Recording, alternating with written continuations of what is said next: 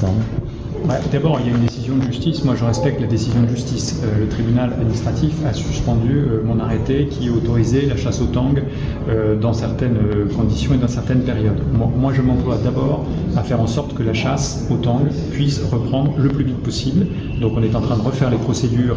On avait anticipé ce risque-là d'annulation et on est en train de reprendre les procédures pour que la chasse au tang puisse avoir lieu cette année, bien sûr, peut-être moins longtemps, mais inévitablement, on doit respecter la loi. Voilà. Je ne peux pas dire autre chose, si ce n'est saluer la fédération de chasse et les chasseurs organisés qui ont très bien compris que pour éviter le braconnage, il faut soutenir la chasse organisée. Et moi, je soutiens la fédération de chasse.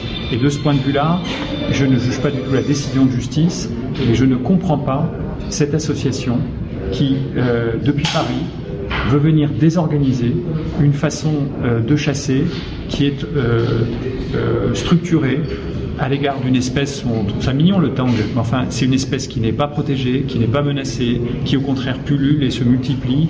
Et donc le fait qu'il y ait des chasseurs de tang, d'abord c'est une tradition réunionnaise, et puis ensuite c'est pas ça qui va menacer cette population, qui encore une fois n'est pas une espèce protégée. Donc on va faire tout ce qu'on peut pour pouvoir permettre aux chasseurs de continuer à chasser dans la légalité, évidemment. Après, ne me demandez pas de dire que braconner c'est bien. Braconner c'est pas bien, et chasser dans le cadre prévu par la fédération de chasse, c'est bien, et c'est ça qu'on va s'employer à recréer.